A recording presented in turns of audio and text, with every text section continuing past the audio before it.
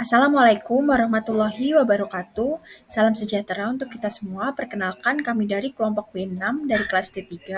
Izin untuk mempresentasikan hasil diskusi kami berdasarkan webinar yang kami ikuti. Dengan judul Keresis Fish Skin Graft for Wound Injuries Creating a Tidal Wave of Innovation with the Use of Fish Skin berdasarkan topik permukaan material. Berikut adalah anggota kelompok B6, yaitu yang pertama Putri Aida Fitri dengan NIM 018, Anggi Anissa Fitri dengan NIM 020, Asyifah Salsabilah dengan NIM 045, Muhammad Faris Dia Ulhaq dengan NIM 072, dan Kaila Fatma Kinanti dengan NIM 080. Berikut adalah yang akan kami bahas pada presentasi kami, yaitu yang pertama pendahuluan, keunggulan dari rekayasa jaringan, inovasi oleh Keresis, tujuan, metode, kasus permasalahan, hasil dan analisis, kesimpulan, serta yang terakhir yaitu lampiran dan dokumentasi. Jadi, keresis ini merupakan sumber yang dipanen secara berkelanjutan dari kulit ikan kod di Islandia yang merupakan hasil samping atau sisa dari pengelolaan ikan liar di Samudra Atlantik Utara. Kulit ikan kod yang beratnya bisa bertonton ini biasanya dibuang. Padahal dengan pengelolaan kulit ini kita bisa memanfaatkan sifat-sifat matriks dermal regeneratifnya yang sangat menarik dan dapat digunakan dalam waktu yang lama sebagai pengaplikasian wound healing. Selanjutnya adalah penjelasan mengenai normal wound healing. Pada saat membicarakan tentang produk matriks dermal regeneratif, pastinya hal ini akan mengarah pada modifikasi dari proses penyembuhan normal. Ketika kita memiliki luka yang merusak lapisan dermis dan lapisan luarnya, yaitu epidermis, kaskade inflamasi akan terpicu sehingga akan terjadi peralihan dari fase inflamasi penyembuhan ke fase proliferasi, di mana makrofag akan menarik fibroblast. Saat hal tersebut terjadi, maka fibroblast akan masuk ke daerah luka dan membentuk jaringan parut yang tidak terorganisir. Selain itu, fibroblast juga akan mengelilingi luka dan merubah dirinya menjadi otot polos atau disebut dengan myofibroblast dengan tujuan untuk mengecilkan luka dan membantu memudahkan jaringan fibroblast lainnya untuk membentuk jaringan parut.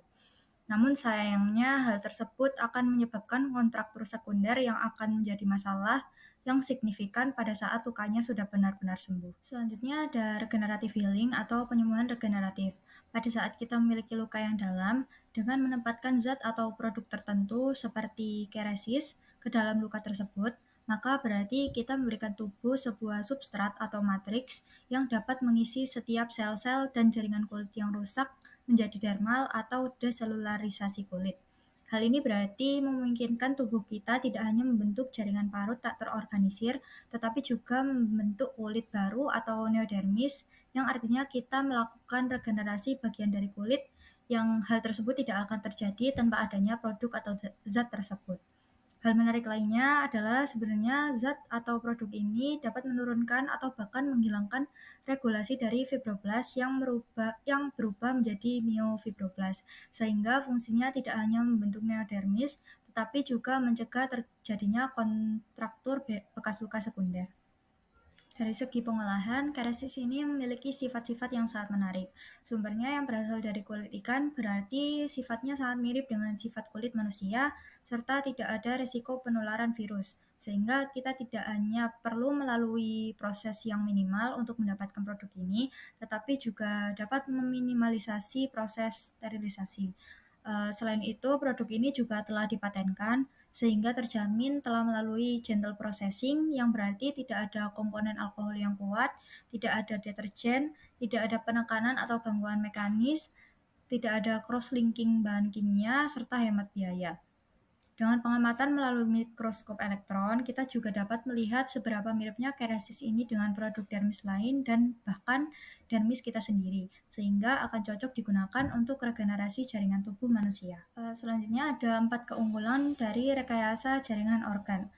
Jadi sebenarnya apa saja sih sebenarnya sifat-sifat matriks dermal regeneratif yang dibutuhkan untuk meregenerasi jaringan dan tidak hanya melakukan perbaikan. Jadi 4 keunggulannya itu ada yang pertama struktur 3 dimensi di mana struktur utuh memberikan kerangka untuk mempromosikan regenerasi jaringan dengan terbatas jaringan parut. Yang kedua ada properti mekanik alami, yaitu kuat secara alami, pegangan seperti kulit, dan mudah untuk dijahit atau dijepit. Yang ketiga ada molekul organisasi utuh. di mana kulit ikan itu homolog dengan kulit manusia. Dan yang keempat itu ada isi molekuler yang tetap terjaga. Kompleksitivitas kimiawi kulit ikan mendorong pertumbuhan sel yang cepat dan neovaskularisasi. Karesis ini memproduksi pengganti kulit biologis yang memenuhi semua keunggulan.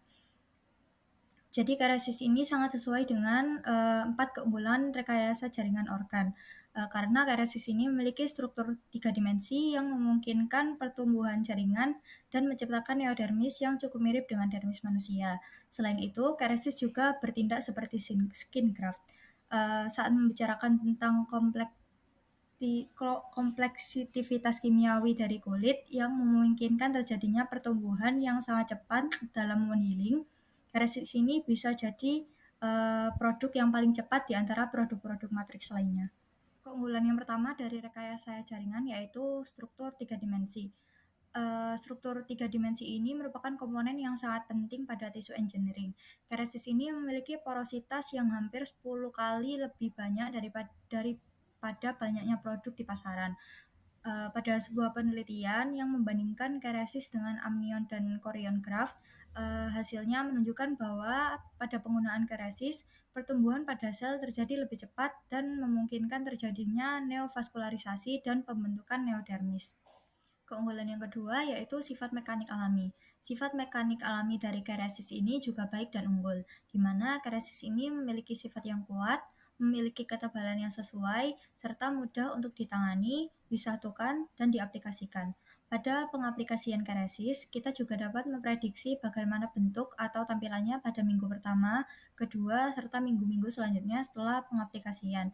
Jadi apabila kita melihat hasil yang tidak sesuai pada beberapa minggu awal, maka kita bisa langsung mengubahnya dengan produk lain atau melakukan hal lain yang diperlukan untuk memperbaiki hal tersebut. Keunggulan yang ketiga adalah molekul organisasi utuh. Pada aspek keutuhan molekul organisasi, berdasarkan kedua gambar di atas menunjukkan betapa miripnya kulit ikan dengan kulit manusia. Hal tersebut ditunjukkan dengan gambar karesis yang memiliki ketebalan penuh dari epidermis hingga dermis. Pada saat ini telah banyak sekali produk untuk tujuan matriks regeneratif, di mana dari produk-produk tersebut kita harus memperhatikan struktur 3 dimensinya, karena akan sangat sulit untuk menguji coba semua produk dengan keterbatasan ketersediaan produk-produk tersebut untuk membuat keputusan yang baik dan benar dari produk-produk tersebut. Maka dari itu, dengan melakukan pengamatan fisiologi, kita akan lebih mudah untuk mengetahui dan membandingkan produk mana yang memiliki potensi lebih unggul dari yang lain. Termasuk keresis ini, karena dari produk-produk lainnya, keresis ini menunjukkan struktur fisiologis yang paling mirip dengan kulit manusia. Keunggulan yang keempat dari rekayasa jaringan organ yaitu terjaganya molekuler. Nah, di bawah ini bisa dilihat perbandingan antara kulit ikan, manusia, dan juga mamalia, yaitu pada jaringannya. Yang pertama di sini ada parameter kolagen, yang ketiganya memiliki dari kulit manusia, kulit ikan, dan juga jaringan pada mamalia. Kemudian di sini ada elastin, fibronektin, proteoglikans, dan juga lipid, yang semuanya dimiliki oleh kulit manusia dan juga kulit ikan. Ini menunjukkan kemiripan isi molekuler terhadap kedua bahan ini. Kemudian di sampingnya terdapat grafik perbandingan antara FSG, skin graft, dan juga bovine collagen. Di sini terdapat beberapa parameter, yaitu ada konten, kemudian ada GAG konten atau glikoasaminoglikan, dan juga terakhir ada fatty acid. Nah, ini menunjukkan V-screen graph ini lebih tinggi ya kontennya dalam parameter-parameter tersebut. Nah, setelah mendengar pendahuluan pada slide sebelumnya, di sini Kerecis menjabarkan inovasi-inovasi yang telah dilakukan terhadap V-screen graph ini. Terdapat beberapa bidang pada inovasinya. Yang pertama itu ada pada hospital outpatient, kemudian private office, pada surgical juga atau pembedahan, dan juga pada burn atau penanganan pada luka bakar. Nah, ini tersedia dalam beberapa bentuk, ukuran hingga ada yang bentuknya hingga 300 cm² luasnya. Kemudian ini juga menangani indikasi dari kepala hingga kaki. Di wound care center ini kemudian private office, dalam pembedahan, dan juga pada hospital inpatient. Beberapa bentuk produk konfigurasinya ada yang berbentuk solid, kemudian ada yang juga sudah dipenetrasi, dipigmentasi, dan juga mesh. Seperti yang terlihat pada gambar-gambar di bawah ini. Baik, pada produk aplikasinya ini memiliki 3 langkah. Yang pertama itu membersihkan luka dengan menghilangkan jaringan nekrotik untuk membentuk dasar luka yang sehat dan memungkinkan pendarahan ringan. Kemudian langkah kedua menyiapkan cangkok dan memangkas sesuai ukuran luka, menghidrasi dengan larutan salin steril suhu ruang, dan membuat jendela jika diperlukan untuk menampung peningkatan drainase. Dan kemudian untuk langkah ketiganya, letakkan ke dalam dasar luka dan amankan dengan metode fiksasi yang dipilih. Perkuat sepenuhnya untuk memastikan bahwa cangkok berada dalam kontak konstan dengan dasar luka. Pada bagian selanjutnya akan dibahas terkait dengan penelitian lanjut tentang FSG ini yang dilakukan oleh Dr. Matthew Endara. Judulnya adalah manfaat matriks dermis regeneratif Cine dalam memperluas jangkauan bendera otot dan fasciocontantenous pada rekonstruksi jaringan lunak kompleks. Yang selanjutnya tujuan. Yang pertama memberikan solusi yang tahan lama dan dapat diandalkan dengan morbiditas donor site minimal. Yang kedua, bendera otot dan fasciocutaneous dianggap sebagai standar emas dalam banyak kasus. Yang ketiga, pemindahan cangkok kulit atau pengangkatan bendera tambahan.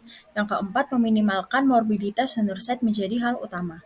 Dan yang kelima, cangkok kulit ikan yang dideselularisasi FSG sebagai produk matriks regeneratif disajikan sebagai cara untuk memperluas jangkauan bendera CD saat disisipkan pada saat transfer flap. Pada penelitian Dr. Matthew ini mengenai FSG, metode yang digunakan yaitu pertama pada spesimennya digunakan 8 buah pasien untuk setiap kasusnya. Masing-masing kasus nantinya akan menangani luka-luka dan bagian otot yang berbeda. Kemudian untuk rekonstruksinya ini menggunakan kombinasi bendera atau flaps otot atau fasciocutanous dan FSG yang setelah di decellularize. Kemudian pada flapsnya atau bendera-benderanya ini menyediakan area yang tidak mencukupi untuk penutupan luka secara sempurna.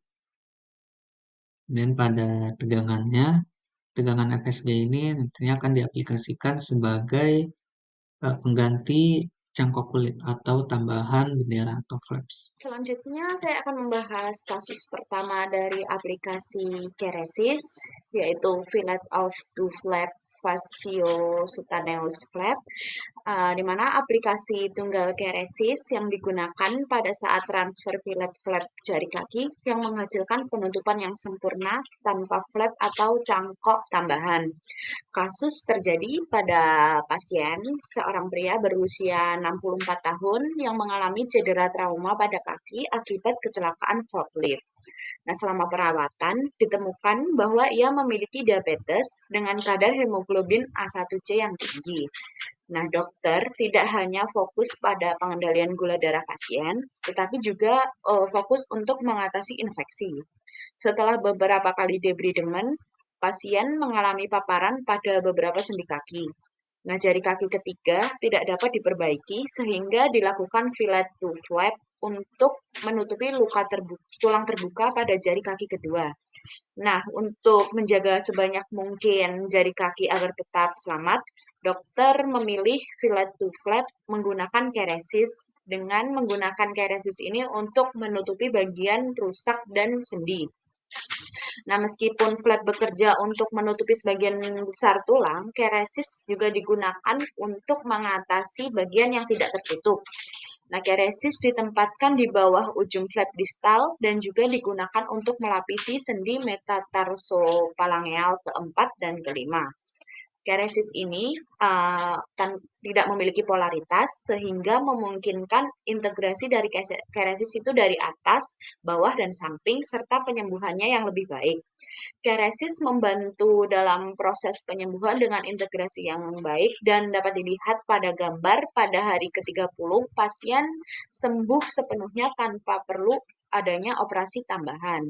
Nah, perawatan ini juga melibatkan VAC dan balutan kolagen sehingga mencapai hasil yang memuaskan.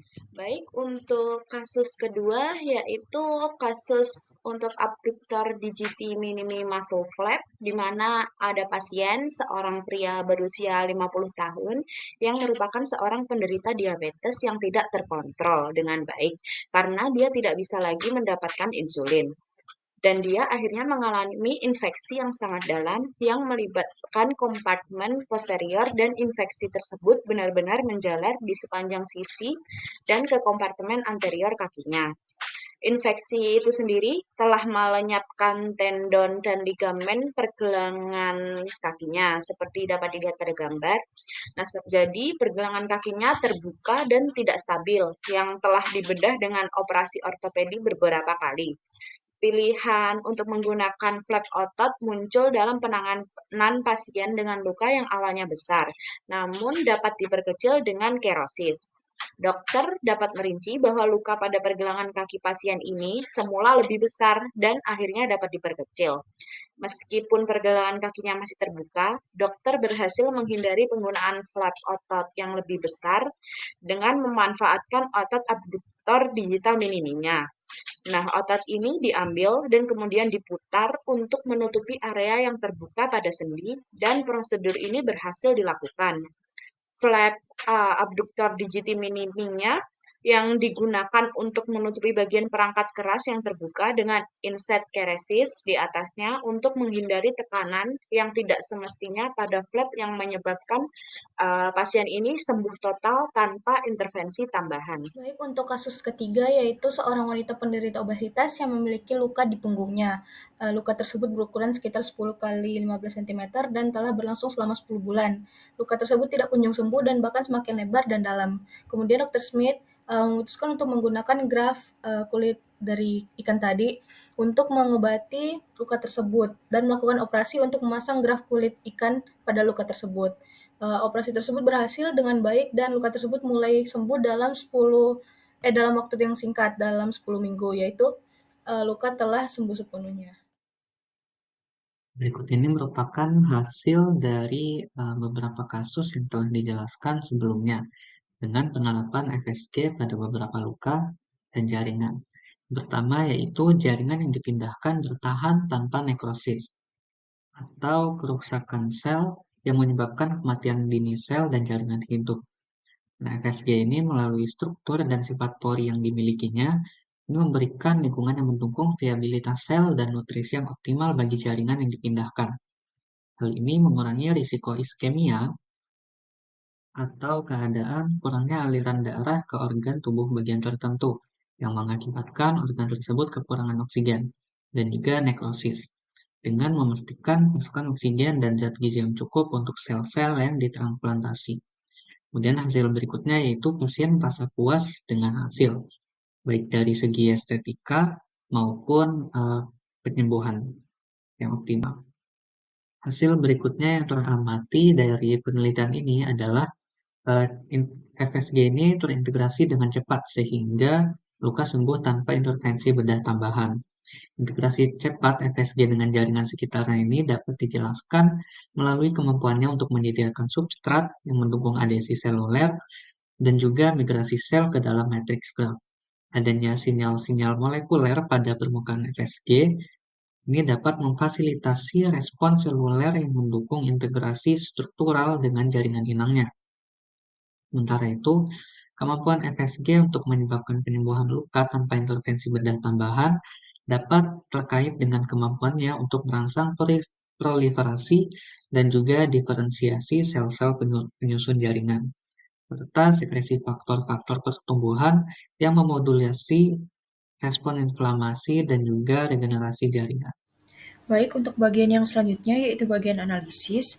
Berdasarkan kasus tersebut, didapatkan bahwa FSG ini memiliki berbagai keunggulan, yaitu yang pertama, FSG ini efektif dalam memperluas jangkauan bendera otot dan fasciocutaneus, di mana fasciocutaneus ini merupakan jenis flap atau selaput yang terdiri dari lapisan kulit dan jaringan ikat subkutan yang diangkut bersama-sama dengan fascia, yaitu jaringan ikat yang melibatkan otot dan terletak di bawah kulit.